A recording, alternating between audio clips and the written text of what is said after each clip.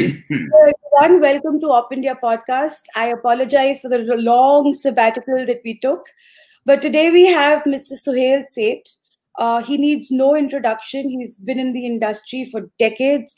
He's a brand manager, he's an author, columnist, and he's one of the most outspoken people that we've ever come across in the industry. I remember when I was in school, I used to read, all of us, used to read survival strategies, which used to come in a Sunday edition of the Telegraph. And all of us used to talk about, it's so amazing that he's so outspoken and he just tells people off when they are being stupid. And we almost aspired to be that outspoken. Because at that time it was a little taboo to be that outspoken and tell people off. So we used to aspire to be as outspoken as Suhel Seth, and I can't believe I'm interviewing you today. So Thank welcome. Thank you so much for doing this. Thank you. I'm a great admirer of the work that you do and the tenacity with which you do it, and with the outspokenness with which you do it. So I think outspoken meets outspoken. So I managed to, be a little where survival strategies was at that time. Yeah. So we want to talk about how the media is influencing the national narrative, not just domestically, but even internationally. And the role of the media in not just nation building, but also presenting a lot of incidents that have happened in the past year or so, starting with Ayodhya verdict, and then the Delhi riots, and now the farmer protests. So let's talk on a macro level first. One question that I often get is, do you think the media needs to be neutral? Or do you think that the ideological biases which are attached with every news channel and every portal is an eventuality that we have to deal with and we have to address? I think it's an excellent question. The media is as free as it chooses to be. The media doesn't necessarily have to be neutral. I mean, you've seen in America, you've seen even with The Economist, you've seen with New York Times, they've supported a particular presidential candidate. They've issued an endorsement. In India for years, some newspapers have had a pro-Congress tilt, some have been right-wing. The Congress party had its own goddamn newspaper, which it used for other things than news. So I don't think newspapers necessarily need to be neutral or the media needs to be neutral. But the media needs to be honest. So here's what I'm saying. Suppose Nupur is ideologically a right-wing person or a left-wing person. I have no debate with that. And Nupur can tell me that I believe the right wing is doing this, or the left wing is doing this, or the centrists are doing this. As long as Nupur doesn't manufacture the news. The problem today is the narrative is being misconstrued regardless of your ideological stand. And you asked a very pertinent question. Let's take Ayodhya, for instance. August the 5th, 2020, the judgment is announced. Again, you have polarization of the media, which is fine, ideological.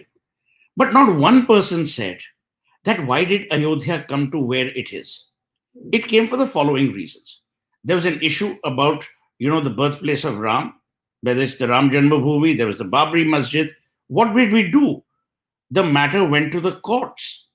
The highest court of the land adjudicated on it. The highest court of the land pronounced a judgment. For then, people to now assume or allude motives to that judgment and therefore allude motives to the government, to my mind, is reprehensible. That's one. Two, Delhi riots. You produce something, a very important document, then a book is being published that gets, publishers are warned by people, or don't publish this book. That is my problem. My problem is if you can have or if you believe that your opinion is fine, why is a contrarian opinion not fine? Both opinions need to coexist in any democracy or in any society. The problem, what's happened today, Nupur, is it's the George W. Bush syndrome post 9/11. It's either you're with me or against me. We have forgotten that you can take a stand which may be ideologically yours as long as it doesn't necessarily vitiate the truth. Over the last 3-4 weeks, we've been seeing what happened to poor Arnab. Now, I've known Arnab Goswami for years, for years. The one thing I do know about Arnab is you may agree with his point of view, you may disagree with his point of view, but you can't question the man's integrity. He's not the kind of journalist who takes money or who's bribed. He has a view. Don't switch on his channel if you don't agree. But the fact that people are switching onto the channel means they believe in him or what he says. Now, for whatever reasons, whatever that Tandav happened, to my mind, created a greater polarization. And then the question that you asked in a subterranean way was, what about the international media? The international media is in bed with the so-called Lutyens media. These are people like us or them. They hang around together, they meet together. And somehow I have a feeling, Nupur, this is where, to my mind, India has screwed itself up beyond repair. It is fashionable to abuse the majority. It is fashionable to abuse majoritarianism. It is very fashionable to support the underdog, the minority, and then paint them as victims. Now, my point is, why should that happen? Why should the majority feel apologetic about being a majority in a country that they were born in? Likewise, why should a minority feel guilty about being a minority? But it's the perniciousness with which media creates angles out of stories or creates purposefulness out of nothing is what my worry is. So do you think neutrality is even possible in the media today? You spoke about the US, where the ideological stand that they take is extremely evident. They endorse a candidate and that translates into the kind of policies that they endorse. So if Fox is endorsing Trump, you know that they stand against illegal immigration. When CNN is, supporting Biden, you know the kind of policies that they're supporting. In India, the problem that I have felt is that everybody seems to be supporting an ideological perspective, however, behind the veil of neutrality. So do you think on a macro level, neutrality is even a possibility in the media because it is human run? Journalists are human. Money is coming from quarters which are going to pull strings, especially media which is funded by big corporates. So do you think neutrality is even a possibility in today's media space? I don't think so. I think you're right. It isn't a possibility. And if it is, damn good. But again, as I'm saying, Nupur, neutrality is not the issue. What's the point of being a fence sitter if I can take a stand? And as you rightly said, if I'm a human being, I will have an opinion, I will take a stand. My point is that stand must be born out of your ideological thing. Bush said something very important after I don't know why I'm mentioning him twice, but George Bush said something very important after he demitted office. When asked, you took so many of those momentous decisions, there were no weapons of mass destruction, what happened? He says, the decisions were right based on the information I got. The action was wrong because of the information I didn't get. So he says, I didn't take the decision out of viciousness or, which was incongruous with what was going on. So the point I'm making is, you and I can be neutral, but what does neutral mean even? What does neutral mean in today's world? Neutral by some people will be defined as a fence sitter. Neutral will be defined as by others, oh, this man has no opinion. And I believe that as human beings, we have an opinion. A newspaper is read not only because of the news, or a television channel is seen not because of the news. It is also seen because of the opinions it carries. Opinions are by human beings. Human beings have a perspective on that opinion. Look at Indian Express. It carries opinions from everyone. Most newspapers do nowadays because, again, newspapers don't want to be seen as, oh, we are biased. For all the abuse that a lot of these channels get, these channels have also been getting perspectives from both sides. So to, label a channel or tar a channel with the same brush as saying, oh, ye BJP ki channel hai, that is a Congress channel, it's silly. Having said that, the dangers are only twofold today. There was a particular lady journalist who you and I know, but I will not mention her. She doesn't deserve our mention, who thought she could create cabinets. She couldn't even create a wooden cabinet. Today, she has become the story rather than the stories she covers. It's these kind of journalists that one worries about. Why? Because journalism has to be above the journalist. The story is bigger than the person reporting on it. And this particular individual is not alone. There are many like her. There are many who believe that I'm the story. That, to my mind, is the worrying thing. I'm saying when the journalist becomes the story, that becomes a worrying factor. Because then the journalist actually believes that they have the power of influence. My point, Nupur, is that when journalists become bigger than the story, they begin to assume a godlike status. That is my worry. Because that godlike status prevents them from seeing credible sources, prevents them from listening to contrarian views, prevents them from reporting. It then slides them into a position of complete opinionated drivel that they dole out every day. That's my problem. So I'm not against star editors or star journalists. There's a friend of mine, Lionel Barber, who served as editor of Financial Times for 15 years. He retired this year in February 2020. And he's written this amazing biography of his autobiography, where he talks about all the experiences he has. Do I grudge him that? Not at all. It's a fabulous insight into global happenings over the last 15 years, which covers everything from 9/11 to Brexit, blah, blah, blah.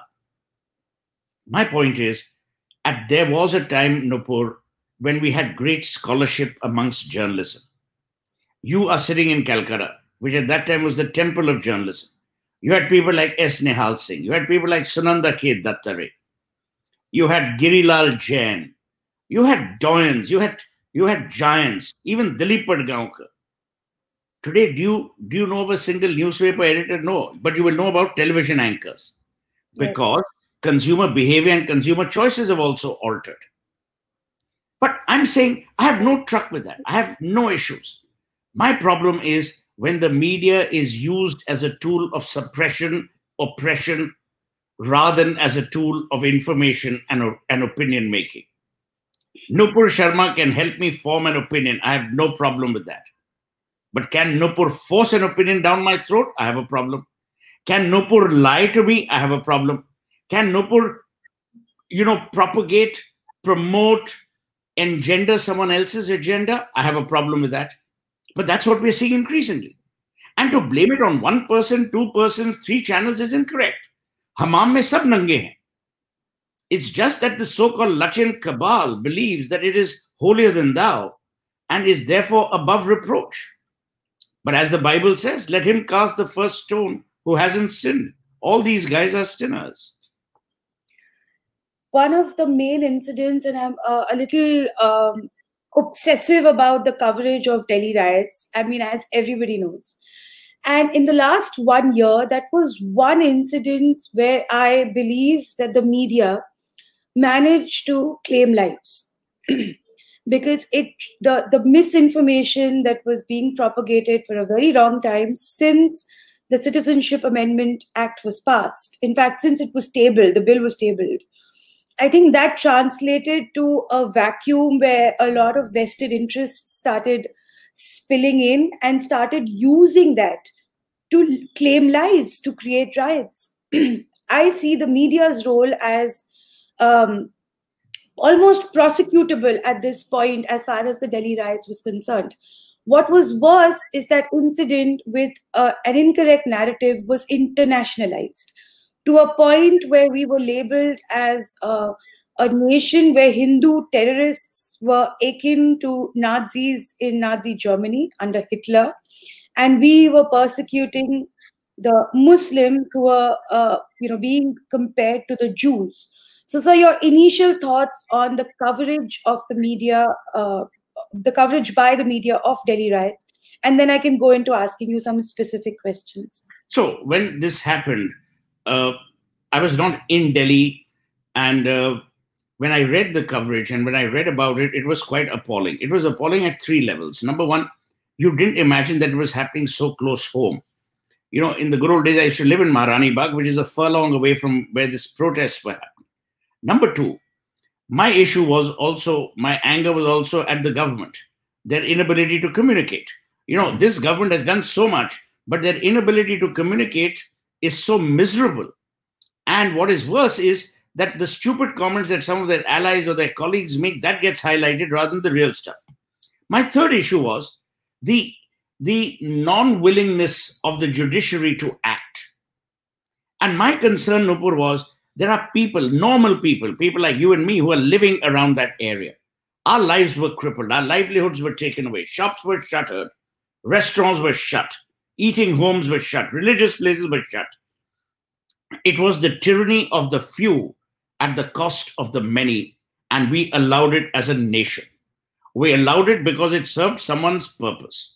Whether it was Kejriwal who didn't do his job, whether it was Amit Shah who didn't do his job, I don't know. But yes, that incident shamed us yet again internationally. Why? The international press, for some reason, is more vulture and less dove. They love to feed off the bad. It's like William Shakespeare said in Julius Caesar, the good is oft interred with the bones, the evil lives long after. It's the evil that they seek. So I'm not surprised by some people from the New York Times or from the Washington Post actually picking that up, because again, it serves their narrative. Please understand, they're ranting against Trump. Whatever it may be, Trump did get elected.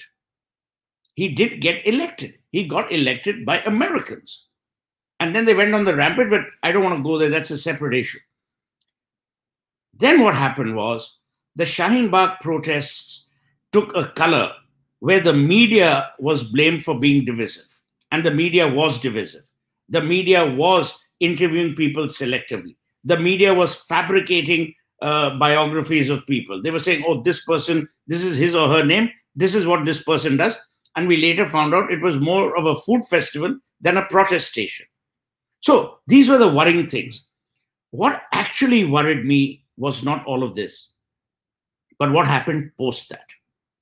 Whether it was your organization, whether it was the book that was written, we have not got a transparent perspective of what really happened at Shaheen Bagh. And the same thing, Nupur, mark my words, is being done with the farmers' protests. Half the jokers who are commenting on the farmers' protests haven't read those 3 bills. Half the people who commented on the CAA didn't even know that the CAA's seeds were sown by the Congress. So the point I'm making is, in this ocean of ignorance, we have stoked fires which, as you said, has cost lives, which has created a divisiveness which we could have avoided, and has been completely shattering.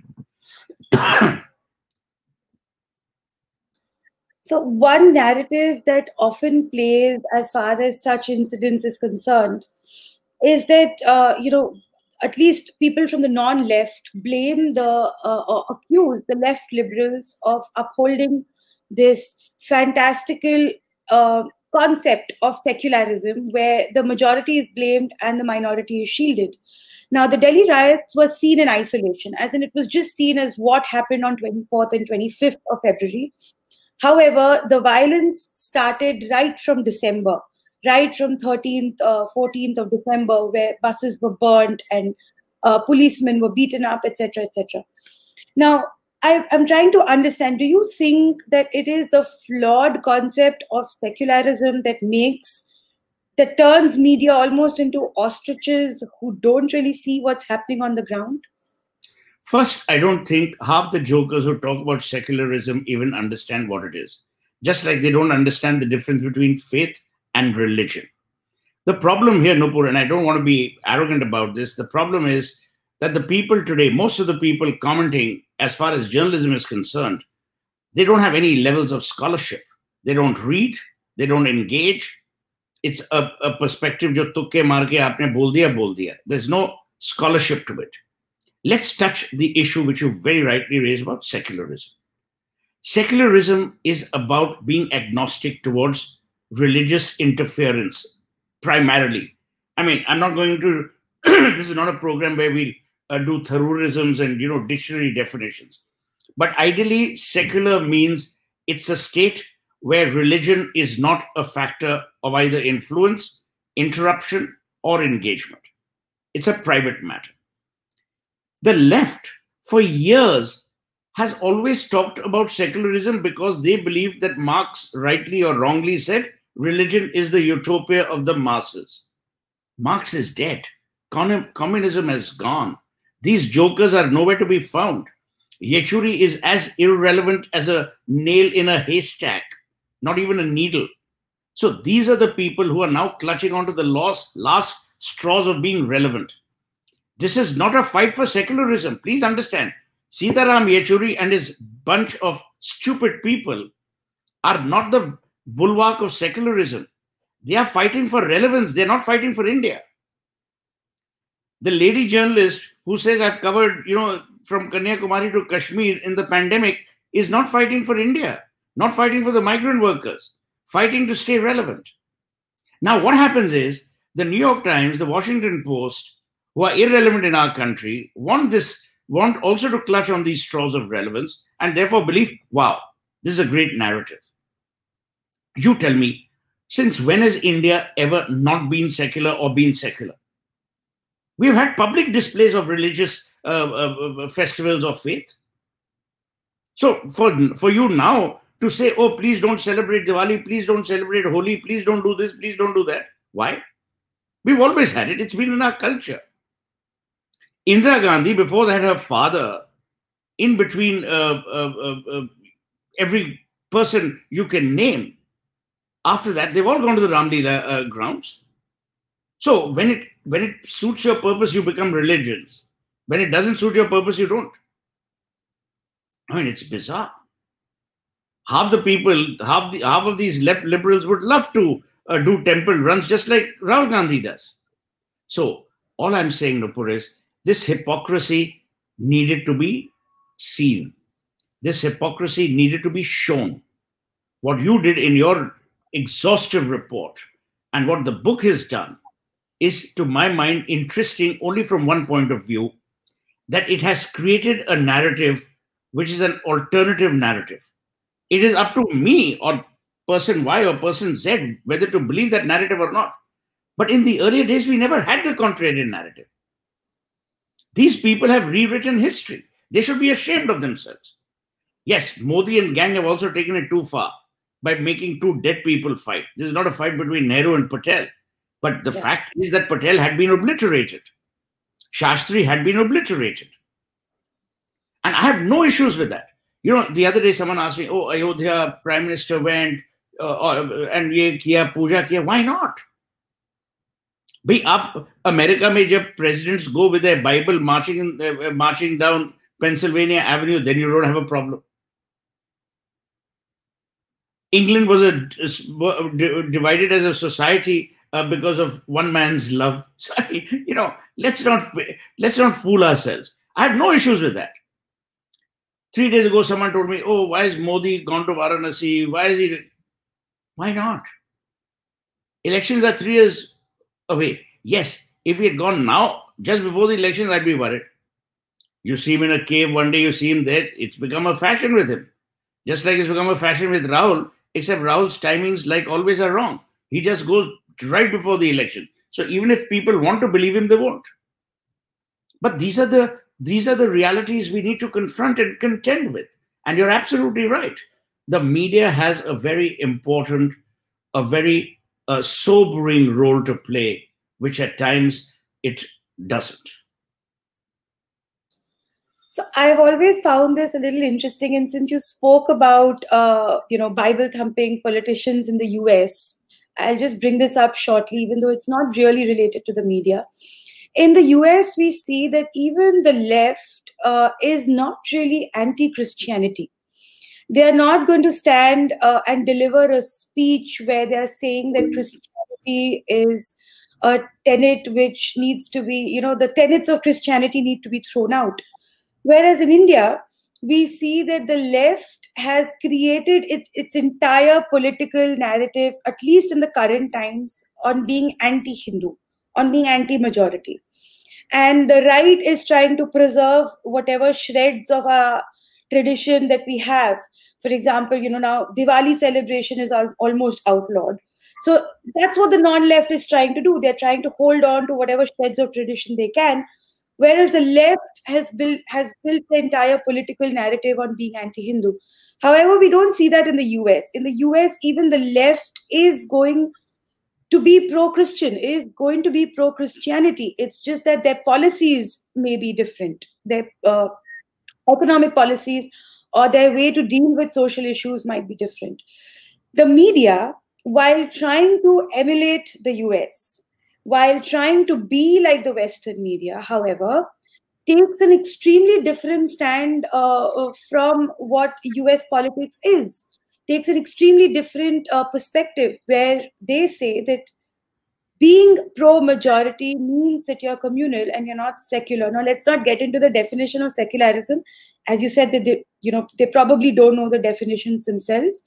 But according to them, being pro-majority, or even not being pro-majority, but not being pro-minority, means that you're communal and you're not secular. Taking a openly religious stand, as like Modi does, where he goes to a cave and prays, where he goes and he's almost dancing to Har Har Mahadev. He's enjoying Dev Deepavali in Varanasi. That they believe is pandering to the majority, and that is something a leader should not do. Now, how do these two concepts go in parallel? How do you want to emulate what the US is doing, but at the same time have a problem with public display of religion of the head of the state? So forget the US for a minute. I'll tell you why forget the US. India is a civilization. We have civilizational history. We don't have recent history like the United States does. The US is a recent nation. It may be the world's oldest democracy, but it's the youngest. I mean, in a manner of speaking, it's much, much younger than us civilizationally. Number one. Number two, communalism came about as an issue primarily around independence. Because when Jinnah stoked the fires, saying that Nehru has not allowed for proportional representation for the interim cabinet before independence for the Indian Union Muslim League, I believe we need to have a separate state. It was at that time that you wanted a state based on religious denomination rather than on geographical, cultural, linguistic denomination. Then we were created in 1947. Post that, forget Godhra for a minute. Before Godhra happened, we had 672 riots, registered riots in India. Were there issues between Hindus and Muslims? Of course, there must have been. These riots were not games of Scrabble. Did we address those issues? Yes, there was community redressal, there was community addressing them, blah, blah, blah. All this while, you had the Congress and its allies. You also had a very soft dove-like Vajpayee in between, who said, let's not break the equilibrium. It was almost as if Hindus की छाती इतनी बड़ी है कि वो सहन कर लेंगे. तो आपने हिंदुओं को सहन कराया. One day that bubble is going to burst. It is going to burst. I can push you. I can push you against the wall. But one day you will fight back. I'm not saying the Hindus are fighting back yet. But if you push them like this, they will. If you take away their rights to burn diyas and burn candles and burn firecrackers, you will. If you take away their rights to celebrate their festivals, you will push them to unimaginable consequences. So I'm not therefore suggesting that there will be more riots, blah, blah, blah. I'm not getting in there.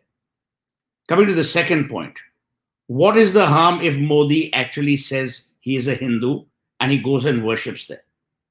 Is he denying you the right to worship at a mosque or to pray in a gurdwara or to attend mass in a church? No. Everyone's allowed. Modi can't only be the prime minister, he's also a human being. By that logic, you say that he shouldn't meet his mother because there are many people who've lost their mothers. I mean, it's bizarre logic that sometimes is given. So I believe we have now arrived at a stage in India where the Hindus are no longer apologetic about being Hindus, and the powers that be are not forcing them to be apologetic.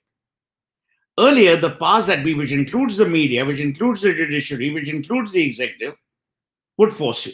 You tell me, why should I have a Muslim personal law and not a Hindu personal law? Answer my question. Why? If we are all equal in the eyes of the Constitution, to which from the Chief Justice to the President of India to the Prime Minister swear allegiance, why should there be anyone with a personal law? Why? But we've had that tradition.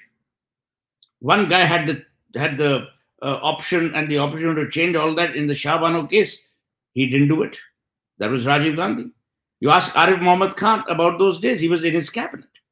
So, point I'm making, Nupur, is never should a society push any community, be it a minority, half a majority, into irretrievable positions from which they can't retract.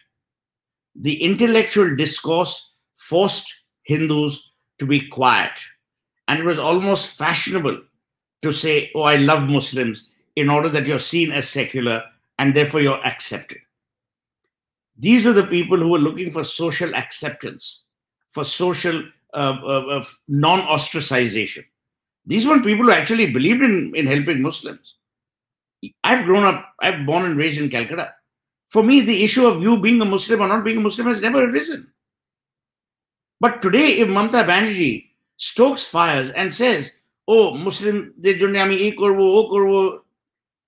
what are you doing to the Hindus?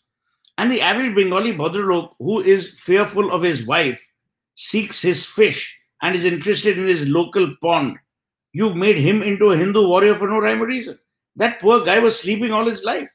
Let sleeping gods lie. But you're stoking sleeping gods every day, and that's how the problem is coming about. Where did we have the average Bengali Bhadralok worry about religion? Never. He used to get excited during the pujas because they allowed him to wear decent clothes. His wife wouldn't be on his back, and he would enjoy his life. Today, you've made that also a taboo. Mamata Banerjee comes around and appeasing the Muslims, appeasing other communities, which, by the way, I have no issues with. But the problem, Nupur, is you can't appease one and screw the other. You can't appease one and persecute the other. What fairness is that? And the same man that these people, quote with such gay abandon, Amartya Sen, you must read this book of his called The Idea of Justice. In that, Amartya Sen castigates the Mahabharata. He talks about religion. But then he says, what kind of religion would have wanted orphans, war, everything? So he's talking about all kinds of gods. And at the same time, he's saying justice is ultimately about fairness. Justice is not about the process. So there's a difference between niti, which is the process, and nyaya. So we have to come to a situation, Nupur, where Indian society is about doing the right thing. It's not about doing the right-wing thing or the left-wing thing. And trust me, it'll happen. More and more people will understand. I think people who belong to non-Hindu denomination, people from other communities will understand that Hindus also have the right to exist in a form and manner that they please, as long as they don't hurt other communities. But to make Hindus feel apologetic for everything. The other day, I have to tell you, I did a small role. As you know, I do lots of plays and films. I did a small role where I was playing a sadhu. The film was shot in the Satyajit Ray Film Institute in Calcutta, directed by Ashok Krishnathan. I put that up on Instagram. Everyone, oh, have you joined BJP? Have you become saffron? I mean, it's bizarre. So, and people who know me. So, the point I'm making is this tokenism that we are now feeding with a frenzy, that also needs to stop, because it has terrible, terrible consequences if it isn't nipped in the bud.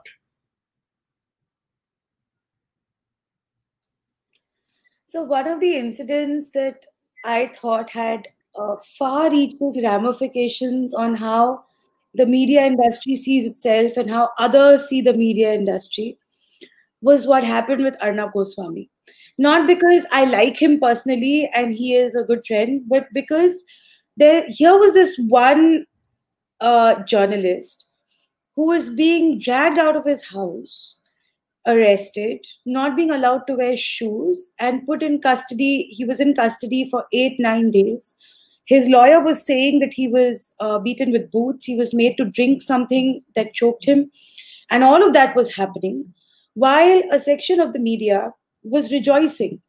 And, while they say that there is fascism today and media does not have any freedom to operate and press freedom has gone to the dogs and the Modi government is after every journalist who criticizes them, what happened with Arnab sort of shattered that myth and shattered the entire victim syndrome of the Lutyens media, because this would not have happened with any of the other journalists in the Lutyens media because they criticized Modi. To my memory, I don't remember anybody suffering through this because they criticized Modi or Amit Shah. So what is your initial take on what happened to Arnab Goswami, and why do you think the rest of the media was so silent and so almost rejoicing at what happened to him? Because if today it's happening to him, they're setting a precedent and it can happen to them as well. So let's answer your second question first. Why were people rejoicing? ये हमारी फितरत है. That is the tragedy of being Indian. We love reveling in people's despair. We hate in creating hope. We like it when our gods with feet of clay melt in turbulent waters. That's who we are. That's who we've become. And we say, देखो, मजा आया ना? इसको सबक उन्होंने सिखाया है. Not realizing, as you said, that this is also going to happen to you with greater vigor, with greater tenacity, and with more purposefulness. Why did it happen to Arnab? There is no doubt in my mind that Arnab did piss off a lot of people. That's his job. Now, it's up to the powers that be. And I have to say this. I told people who are very senior in the government in Maharashtra or in the political situation in Maharashtra, I said, every time you do this attack on any press, or whoever it is, you actually weaken yourself and you weaken your ability to rule with fairness. Ultimately, you want to rule with fairness. A. B. I also think what happened with Arnab was a travesty both in justice terms as also in governance terms. And it shouldn't happen to anyone. And I will only leave it with one thought or with one statement that was made before Justices Chandrachud and I think Indu Malhotra or Indira Banerjee in that double bench. The comment was that bail is not a privilege, it's a right. They should have honored that right. What happened in Nupur was everyone then began to come under the radar of cynicism and what I would call malified behavior. For instance, suppose I'm the police or I'm the lower sessions court or whatever it is. I have to grant this chap bail. But the fact that I'm keeping him in jail is evident that you are manipulating the justice system or the policing system. So you are actually creating, to my mind, a poorer image and a poorer impression of who you are in the governance domain. So it's a self-defeating prophecy. It's a self-defeating exercise. And this will happen to people in Latvia. You think this is a one-way street? Not at all. What you have done is you have emboldened state chief ministers. You have emboldened state governments. You have emboldened local hoodlums. Those who have control over the police stations or those who have control over the judiciary will now run and create havoc, and you won't know where to go. So what Justice Chandrachud said was very important. But again, we went into whataboutery. Why was Arnab given this chance? Why was his case heard? We as a country have stopped getting into the merits of the argument. We are worried about only argument kyun hui, not realizing that these arguments are important. We need to understand why it happened to an Arnab Goswami, because it will be a shining torch on who we've become and who we are. And you're right, it would have never happened before. But the fact that it's happening today is a symbol of the intolerance that we have towards an opinion which may not be one which is palatable to us. This is opinion intolerance and nothing else. But that's what's so interesting, that intolerance is supposed to come from the people in majority, in power. Here we see that the minority opinion, and I'm calling it the minority opinion because it was defeated during elections. It did not get the people's mandate, which is the left liberal, Latvians cabal, whatever you want to call it. It is their opinion and it is their intolerance towards people like Arnab Goswami, because he held a different opinion and he refused to toe their line. Now, the intolerance came from them. However, they turn around and say that the other side is intolerant when it actually never happens to them. So what is this victim syndrome? What is this victim syndrome? My point. Yeah. You see, my point is, if you go back into history, why did the Platos and the Galileos and not Plato, but why did the Galileos and the Socrates have to suffer? Contrarian views. Those weren't views that were palatable. So the point I'm making is that when you have a situation like this, they will twist it, they will spin it around. And they will not have the gentlemanliness or the magnanimity or the intellectual heft to recognize that this person was being persecuted for an opinion. Did Arnab Goswami murder anyone? No. Did Arnab Goswami steal money? No.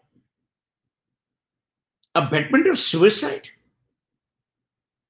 A case has been closed. For reopening that case, there's a process that you need to go through. You threw all judicial processes to the wind. You arrested this man, which is all right, fine. You arrested him. You wanted to prove a point, but then you kept on, you kept on, you kept on. And I have to say this, if it weren't for the Supreme Court, I don't know how long he would have been behind bars. So then would you differentiate between the government and the establishment? Is there a separate establishment which works contrary and independent of the government in power? And it is that establishment that we saw rejoicing and goading the arrest and detainment of Arnab Goswami? You are far too kind, Nupur, and far too generous with your praise. I think the establishment that used to exist, the so-called deep state, has vanished. See, you have to understand what Modi's done. Modi is a stakeless player in the state. He doesn't have a stake. He's a legacy builder. Some people say of his own image, some people say for the BJP. That's fine. The fact that Modi doesn't engage with you is something that riles these people. The fact that this government doesn't give a toss about what you say riles them. I have no issues with that. My problem with the government is that they're stupid not to be able to communicate simple things in an effective manner. Modi is a great communicator when he wants to communicate. The rest of these guys are a bunch of clowns. They can't communicate. The party is unable to communicate. When Amit Shah was running the party, he was able to communicate. I'm not saying Nadda is poor or rich. Point I'm making, Nupur, is the BJP has done a lot of good as well. But all of that has been obliterated by the continuous pernicious narrative, which is one-sided and unidimensional, which is that they hate Muslims, which is that they're against secularism, which is that they're communal. For that, I blame the BJP. Just like Modi is not responsible for creating an opposition, the Congress is not responsible for BJP's miscommunication. And my point is that the BJP has smart people. So why are they not able to communicate effectively? Why are they not able to tell the people that the CAA was something that was germinated during the Congress regime? For them to object is a bit rich. Why can't they actually tell people about how the farm bills actually came into being? What are the benefits? Why can't they tell people that this is what we did with the Citizenship Amendment Act because it was needed to control ABC? They're just unable to do it. Even the fact, Nupur, that on August the 5th, it was the Supreme Court of India which pronounced judgment, not some sessions court. Even that they couldn't do. So do you think the current farm protest is a result of BJP's miscommunication? Or do you think it's a result of a group of people, whether they are politicians or they're media personalities or these, career activists, who have decided to keep the nation burning with one issue or the other? I think it was first the Delhi riots, now the farmers' protests. So what do you think is the real cause of this? I think it's a bit of both, Nupur. What I'm seeing, and this is a dangerous path if there's no course correction. I'm seeing there is an ability on behalf of some people. Who they are, I don't know. I'm not an investigative authority. Modi has the IB, Shaibi. They should put these people to figure out. I think the group of people who are stoking these fires have realized that they can get away by stoking these fires. They've realized that with Modi, it is possible to continuously place these kind of roadblocks, which are both emotional and divisive. My worry is that this will then continue. Please remember one comment from Rahul Gandhi when he said, "Soot boot ki sarkar delayed land reforms for a long time." Go back into history. So, point I'm making is that if these people are not aware, if these people are not, mindful of the damage that these protests can cause, then they're stupid. They need to recognize that there is a strategy behind this. And there is a purpose behind all of this. And the sooner this is nipped in the bud, the better. I'm not saying do not allow people to protest. Of course you have to allow. This is democracy. But figure out what is actually going on. If anything is going on. I can't be the doomsayer saying, oh, there must be some conspiracy. I don't know. But it doesn't seem to be something that is not a coincidence. Do you think because the government failed to act when the Shaheen Bagh drama was happening, it has emboldened these elements to start blocking roads, blocking cities, entries, exits to cities, and intermittent life all over again? Yeah, absolutely. But see, also, Nupur, it's not as if they're very bright. Because when will you get into the news? You'll get into the news if I stop traffic in Delhi. If I stop traffic in Bulandshahr, who cares? Or if I stop traffic in Meerut, with all due respect to Meerut, who cares? But national capital, Delhi under siege, headline management, makes for great reading. Now, which television channel in these depressing times will send a guy into the interiors of, let's say, Uttar Pradesh to say, wahan pe traffic unhone roka tha? Right. So these are all visible forms of protest which need to be fed to media, which then creates a narrative, which then suggests, oh my God, the country's on the boil. Okay. So my last segment or last subject that I want to discuss with you is social media. Now, social media in the current times, there's hardly too much of a differentiating factor between media and social media. I mean, news breaks on social media much before it breaks on television channels now. And we've seen increasing interference of tech giants in domestic issues and even in domestic elections. We saw it in the US. And recently there was a warning that was added to BJP functionaries' tweet saying that this was manipulated media. Do you think that tech giants are looking at India next to interfere in domestic matters and interfere in domestic elections? And if so, what is the government supposed to do about it? My advice, don't do anything. I'll tell you why. If you compare India and the US, the percentages linked to population of people on the social media are completely skewed. We think people in India get influenced by social media. आप बाहर जाओ, किसी को परवाह नहीं कि आप Twitter पे हो कि नहीं. I'm talking about the average common man. The elections are not won on the basis of Twitter or Instagram or Facebook.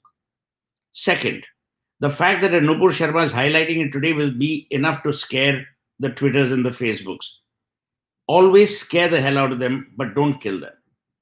Because if you kill them, you'll be seen as, again, censor, preventive. Why do you want to be like Xi Jinping when you can actually be like Trump, in a manner of speaking?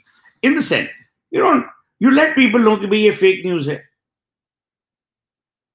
or lamestream media, or whatever.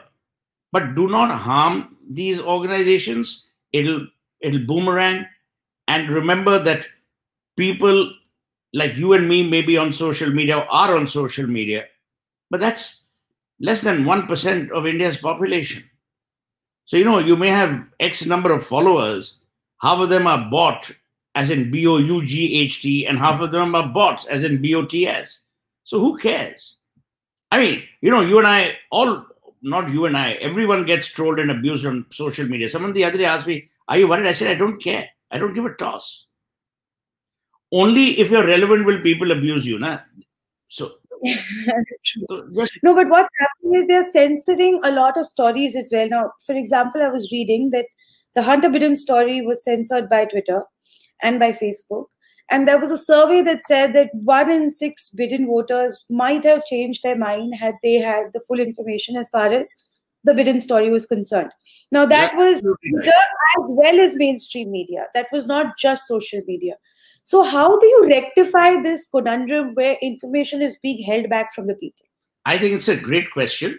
So here's what will have to happen. You will need to have an information flow which is direct. It may or may not use the social media platform.